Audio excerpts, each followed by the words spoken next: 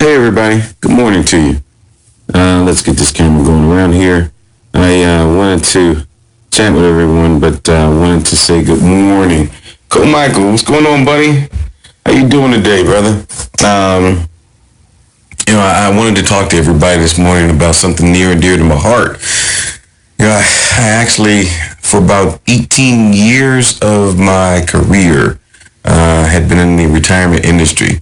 Good to see you, brother. Really good to see you. It's not too often you get to bump into another Morehouse brother online. So, really great to see you online. God's Favorite 5, welcome. Good morning to you. Boy, shirt just for you. I got to show this to you. This is my Redskins shirt. Now that we're in first place in the NFC East, I gotta say, hey, I'm excited about that. I'll definitely reach out to you as soon as possible, Cole Michael. Definitely looking to catch up with you, see how everything's going in your world. But wanted to talk to everybody about something I'm quite familiar with, and that's retirement. Because the truth of the matter is, most people are not setting themselves up in the right position for retirement. Before I jump into that, for those who may be joining and watching the rebroadcast, of course, God's favor, I was thinking about you this morning. For those who may not know me very well, Kofi Ford, coming out of Atlanta, Georgia. With the shirt, you can see I'm originally from the Washington, D.C. area. I can't see my face. I wanted to make sure you saw my Redskins jersey. But wanted to talk to everyone this morning about retirement. Something very near and dear to my heart. Spent, like I said, about 18 years. Good morning, M. Clayton, 1984. Love to see where you're tuning in from. But spent about 18 years of my life and career consulting in retirement, specifically in pensions and also in executive benefits. And I got to tell you, it's an amazing world that most of us don't think about, until we get near that age, which is very, very unfortunate. You probably start your working career sometime around the age of 22, and then you're going to spend 40 years of your life potentially working for somebody else. And if you think about that and all the money that you potentially make during that time, you look at what the average person has saved when they retire. I think the number is about $100,000, somewhere in there. As of, I think it was August 2015, the analysis showed that most people who are retiring right there in that age, in their early 60s, had about $103,000 saved for retirement. And if you really think about that, you really got to analyze what that means. Now, I know some people are thinking, oh, well, I'll have Social Security. But the average person is making about $1,300 a month from Social Security. So if you take $1,300 a month, welcome, Jeannie's T. Welcome to the broadcast here. But if you take that number and look at the $1,300 a month that you might be getting from Social Security, and the estimates are that you should draw about 4% of your retirement in your first year. So if you're at $103,000 and you adjust it for inflation, where you coming in from, Jenny ZT? Love to see where you're coming in from. When you really take that number up, that's about $343, let's say $400 a month that you're taking in. So about $1,700 a month right there. Valley Forge, Pennsylvania. Awesome. I've just been watching some stuff about the Civil War. So a lot of history up there in that area. Welcome, though, to the broadcast. But you're talking about $1,700 a month right there that you're taking. And you throw in what you might be getting from a pension. Let's say you're getting, you're up to about $3,000 a month. I don't know how much you're making right now, but that's the person who saved that much money. E-Online Help, welcome. Again, as you're tuning in, especially if you're new, love to see where you're tuning in from, to connect with everyone from where you are around the globe. But we're talking about $3,000 a month. Take that over the course of a year, that's $36,000 a year. And I don't know if you know anybody who is retired, but we're talking about surviving off of that money from the point at which you retire until the point at which you leave this earth. And the truth of the matter is people are living longer than they used to.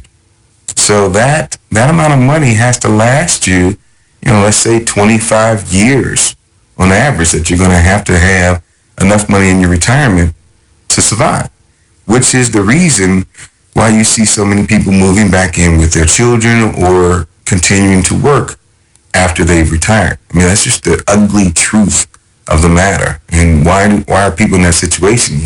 You would think that your retirement is so important. It's something that people are prepared for.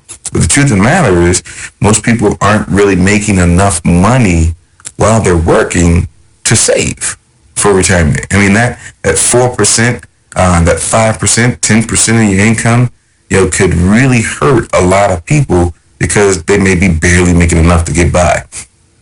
I invite you to do something. It's free. It's not going to cost you anything. But if your company is public, that you work for right now, go out and look up what's called a 10K. And it's 10K like koala. Look up the 10K for your company, the last one that they actually filed. It's free information. They have to file, and it's completely legal.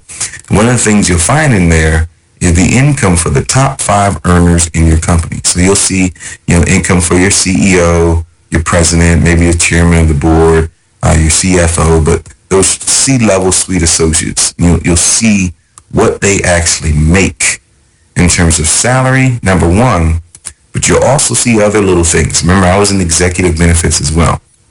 One of the things you'll also see in there, you totally agree, you need to put away some every month. I'll tell you, I'll come back to the amount of money to put away every month. It's a rule of thumb that will help you out tremendously, but I invite you to go out and look at that 10K, look and see what they're paying to those executives, and also look at the other little perks like apartments and cars and annual getaways and all the different places and comforts that they give to these C-level suites, and compare that to the amount of money that they're paying you. You might be making $30,000 a year. You might be making $100,000 a year, and I tell you that they tell you that if you're making $100,000 a year, you're in the top X% of income earners in the country. I could tell you, having been there, that when you have children, you got a house, a mortgage, you got cars to pay for. You're at the same level, or you're at a higher level of being broke than everybody else. Because all that we do as humans is live to our comfort zone. We live to the income level that we're making. So there's really not a difference when you talk about employees and the amount of money that they make. Welcome back, eOnline Help. It's really not a difference. You drive a nicer car. You live in a nicer house. But at the end of the month, the amount of money that you have to put into savings is minimal. And I'll tell you, I'll give you a nice little rule of thumb, and it might make you uncomfortable to start. But trust me, if you do it, you'll get used to it, and it will make your life so much easier. I would say right off the bat, if your company has a 401k plan, I'm not really into 401k plans. I'll talk more about that in a second. But if your company has a 401k plan, I would advise immediately putting away 10% of your income into that. Now, of course, those people who are making 6 figures a year, it's a little bit more comfortable potentially for you to do that. Maybe because you're probably leveraged to the hilt. Everyone's out there got about $10,000 on average of credit card debt, which is also a sad state, but it shows what it means to be an employee. I mean, that's just the nature of the beast. That's the game that you're in as an employee. They pay you just enough for you to make a living, but they don't want to necessarily pay you enough that you can escape the system. It's not built that way. As a matter of fact, if you go back through history, as a matter of fact, I talked about pensions. I don't know if you were online, Jeannie, but the pensions are very, very, very interesting animals. Those were put out back, I believe it was thinking about, or what they did, excuse me, and I don't want to take too long on the history side of this. The pensions came out as a result of the government seeing that people weren't saving for retirement. And they wanted to make sure that they didn't have a lot of people who were aging and the government had to take care of them. So they made companies give them pensions. Times changed. They made employees start contributing to pensions. There was this whole period during which, in order to get a pension plan, you had to actually pay the company to allow you to be in the pension plan. Times changed again. They had a little bit more robust plans. And then I think it was back in the early 2000s, everything changed again and they started putting out what's called cash balance plans. And all those did was allow companies to put less and less money into pensions that they were going to have to pay to their retirees. Bottom line, employees are the largest liability for any company. That's why whenever they're trying to save money, the first thing that changes is they get rid of the workforce. The fewer people they have to pay, the smaller the liability against the books. I see I'm going to have to talk about this a whole lot more because there's so much information to share with everybody. And there's so much that you may not know about the back workings of companies and what they're doing. But I do hope that everyone got the 10K part at least today, because I really want you to go out there and look at who is being paid what at the upper ends of your company. It's absolutely amazing. It will blow your mind when you see what's happening there. But yeah, everything changed. And now as you see, companies are freezing pension plans. Not a lot of people are going to have pensions when they retire, as a matter of fact, going forward. So if you have one, great, utilize it. If you've got a 401k, great, utilize that as well, but it's up to you. I would go ahead right off the bat, like I said, contribute 10% of your income. It might be uncomfortable at first, but then you'll start to get used to it. You're going to have to cut back initially and then keep that deferral at 10%. Don't change it. As your income goes up, just continue to allow that amount to stay at 10%. It will actually do wonders for you when you retire. But even better, if you don't have a pension, there's something called a self-directed IRA that you can actually open for yourself. What's a self-directed IRA? Very much like a 401k plan, except you put in your money after taxes have been paid.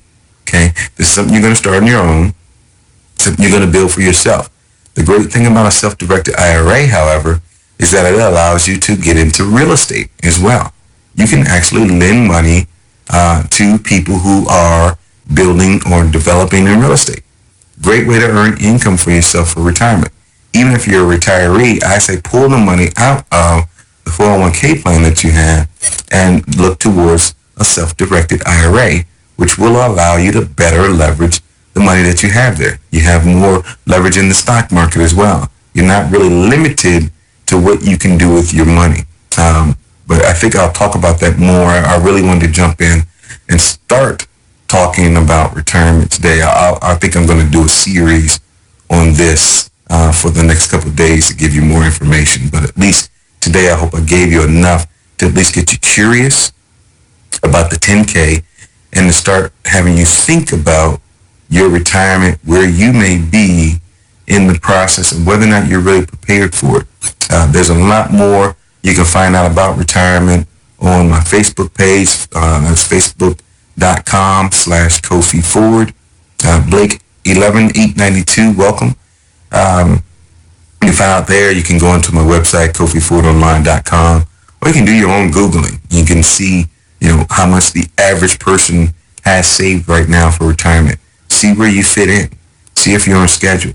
I know a lot of people when I was in my 20s, I thought, I had so much time for retirement. I didn't necessarily need to think about that right now. It's amazing how quickly time goes by. And you start to look down the fact that you got about 20 years left until you want to retire. And we all have grand things on what we want to do when we retire. We want to travel the world. We want to be around family.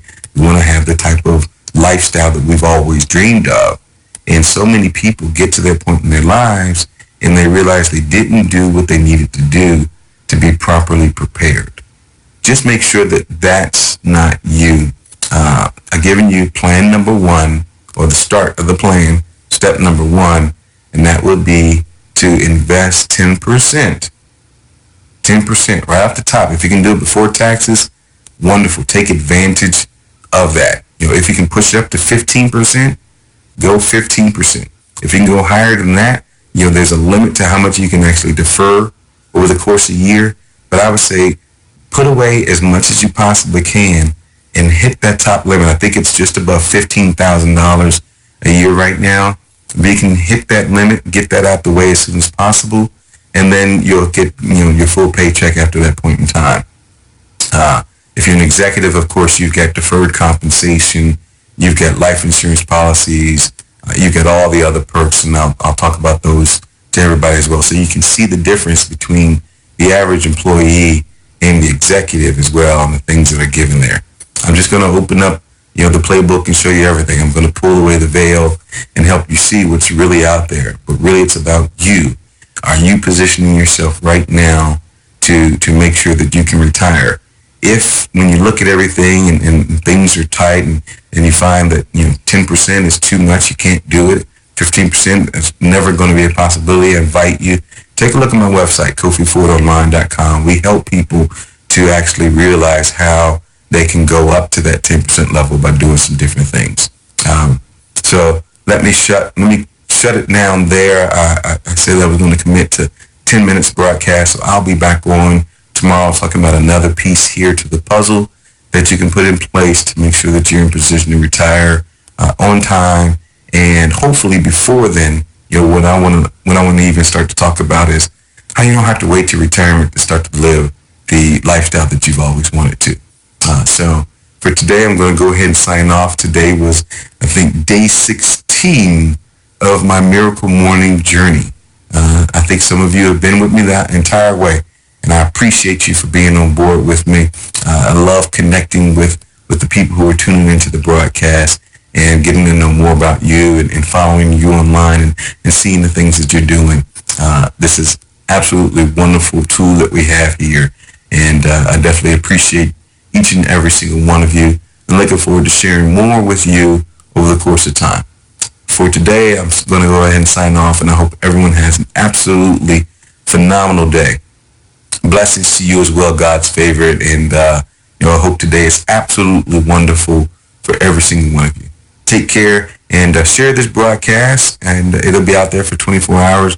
I also have been recording these and uploading them to my YouTube site as well as my Facebook page. So you can go back. I started it as of cast number 9. So you can go back to my website or my Facebook page at facebook.com/Kofi Ford and see the old broadcast. And I'll continue to record these and upload them there as well as we move forward in the future. Thanks so much for tuning in, and I'll talk to you all soon. Have a great day.